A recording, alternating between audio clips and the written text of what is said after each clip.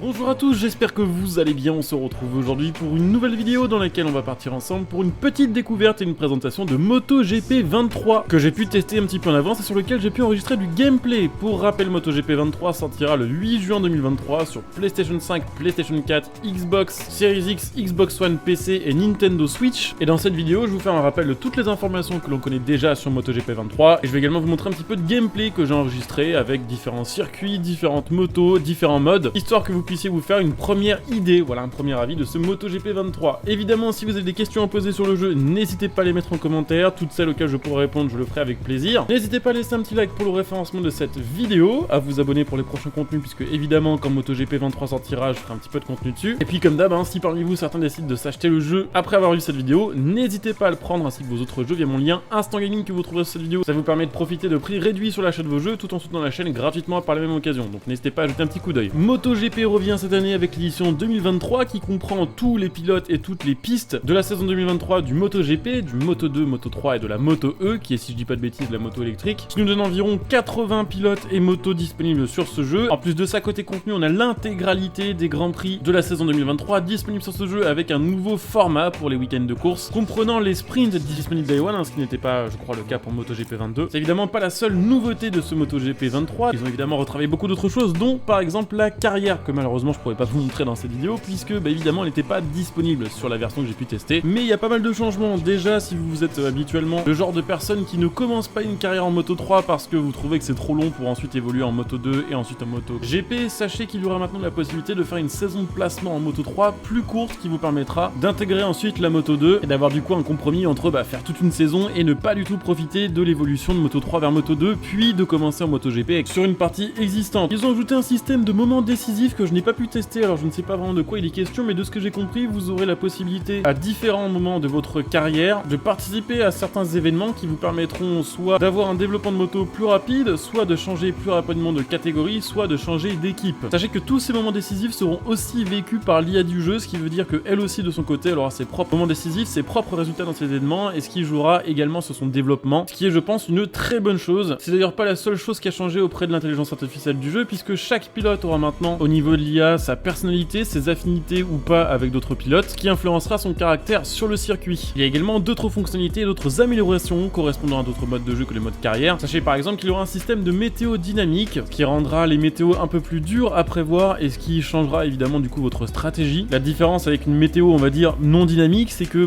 d'habitude vous auriez eu une épreuve qui commence avec tel ou tel type de météo du tour 0 au tour 5 au hasard, et ensuite du tour 5 au tour 15 vous avez par exemple de la pluie. Et si vous recommencez 10 fois l'épreuve, vous aurez 10 fois ce même changement au même moment. Avec la météo dynamique, ça apportera un peu plus de challenge, un peu plus de surprise, et je pense que c'est une très bonne chose. Il y aura également un nouveau mode flag to flag, ou drapeau à drapeau en français, qui est quelque chose qui existe en vrai. Il faut savoir qu'en MotoGP, lorsque la pluie arrive, ou que le circuit a commencé avec de la pluie et qu'il se poursuit avec de la meilleure météo, il y a deux possibilités, soit changer les pneus de la moto. Dans ces cas-là, il faut d'abord que le commissaire de course ait interrompu l'épreuve parce que la pluie rendait le circuit trop dangereux, et ensuite il faut changer les roues de la moto, et ensuite on repart pour une séance d'essai avant de repartir sur l'épreuve. Ou alors il y a la méthode numéro 2, le fameux drapeau à drapeau, et en gros au lieu de changer les roues de la moto, on change directement de moto, ce qui implique d'avoir plusieurs motos préparées à l'avance avec une en pneu soft, une en pneu pluie, une en pneu médium par exemple. Cette possibilité là a été ajoutée pour pouvoir faire face à la météo dynamique de ce MotoGP 23 et vous permettra du coup de changer de moto directement au stand pour continuer l'épreuve avec les bons pneus. Côté multijoueur, le mode écran partagé est de retour. Il y aura également la possibilité de jouer en crossplay sauf sur PC et sur Nintendo Switch, donc en gros il y aura du crossplay entre PlayStation et Xbox. Et ils ont également, et ça je crois que c'est un ajout, je peux me tromper, j'ai peut-être pas assez joué à MotoGP 22 pour ça, mais ils ont ajouté un mode Ranked qui vous permettra du coup de jouer en multijoueur contre des gens qui ont à peu près le même niveau de vous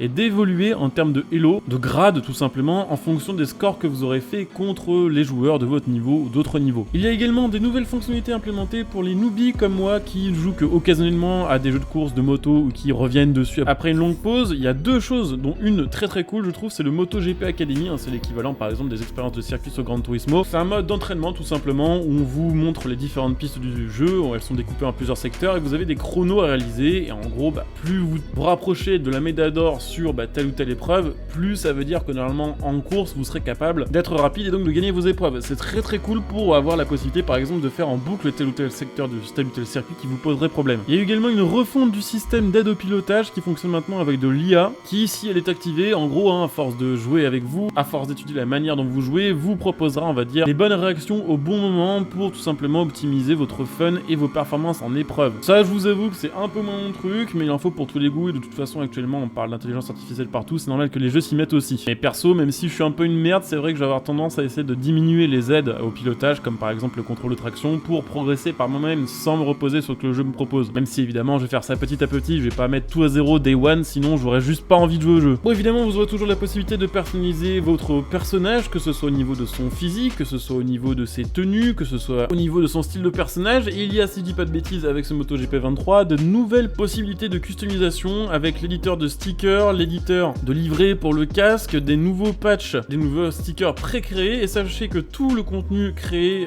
pourra être partagé directement sur le jeu de manière cross-platform. Donc en gros, si un créateur est très content de livret qu'il a réussi à faire ou de son équipement, qu'il est sur PC, il pourra le partager pour que des joueurs sur PlayStation, Xbox ou Nintendo Switch puissent le télécharger. Je crois que ça, par contre, ça fonctionne peu importe la plateforme sur laquelle vous êtes. Également toujours la possibilité de faire des écuries personnalisées, de faire des livrets personnalisés, de retravailler des livrets déjà existants, d'écuries déjà existantes. Et si on met tous ces petits changements mis bout à bout, ça fait quand même une sacrée évolution, je trouve, entre Moto 22 et MotoGP 23. Beaucoup plus en tout cas, je trouve, qu'entre MotoGP 2021 et MotoGP 2022. J'ai pas fait tous les MotoGP qui sont sortis, évidemment, je crois que j'ai fait le 20, le 19, le 21, le 22 et donc le 23. Et sur celui-ci, il y a quand même suffisamment de nouveautés, je trouve, pour justifier d'acheter un nouveau jeu. De toute façon, si vous êtes fan de la série MotoGP, si vous avez envie de jouer avec les motos de 2023, bah de toute façon, il va falloir acheter celui de 2023, puisque sur celui de 2022, il n'y aura pas tout ça. Également, j'ai oublié de le préciser, mais c'est un petit peu annexe, pour le mode carrière, ils ont pensé quelque chose qui ressemble un petit peu à ce qu'on a sur Formule 1 2022, par exemple, où dans la carrière, votre pilote a l'occasion de gérer aussi sa partie sociale, sa partie, on va dire, un peu communication, via de faux réseaux sociaux in-game. Là, vous aurez la même chose. Alors, je ne sais pas comment ça fonctionnera, parce que c'est pareil, j'ai pas pu tester cette fonctionnalité-là, mais selon les interactions que vous aurez avec les autres pilotes et avec le public, ça améliorera ou détériorera vos relations avec tel ou tel pilote ou telle marque, ce qui influencera la suite de votre carrière, la suite de vos déroulements d'épreuves, puisque forcément, si un pilote vous déteste, il va avoir forcément tendance à être plus agressif avec vous que si c'est votre meilleur pote. Et on peut imaginer, en ce qui concerne les sponsors, que si vous shitpostez sur une marque en permanence, elle aura tendance à vous proposer moins de thunes, voire même à rien vous proposer du tout. Donc voilà, je pense que j'ai un petit peu fait le tour de cette découverte et présentation de MotoGP 23. Je vous le disais, quand il sortira, je ferai pas mal de contenu dessus. Je ferai probablement une saison en MotoGP en live sur Twitch, donc n'hésitez pas à venir follow. J'aurai probablement le jeu un petit peu en avance. Si ça vous tente d'assister au live pour poser vos questions, n'hésitez pas, le lien sera sous cette vidéo. Vous pouvez follow, vous pouvez même utiliser votre abonnement Prime pour soutenir ma chaîne gratuitement. Pour ceux qui ont apprécié cette vidéo, évidemment, je vous invite à soutenir la chaîne gratuitement via tous les moyens déjà cités, mais également via les moyens suivants. Vous pouvez utiliser moyenmatériel.net pour acheter votre matos gaming, et vous pouvez évidemment devenir des soutiens via le bouton rejoindre cette vidéo, ce qui vous permettra de soutenir la chaîne sur le long terme, et ce qui me permettra de mon côté de continuer à acheter des jeux, continuer à faire évoluer la chaîne, et tout simplement essayer de grandir petit à petit sur ce milieu assez hostile qu'est devenu YouTube. Je coupe cette vidéo ici, je vous dis à très bientôt, bon jeu à tous, ciao.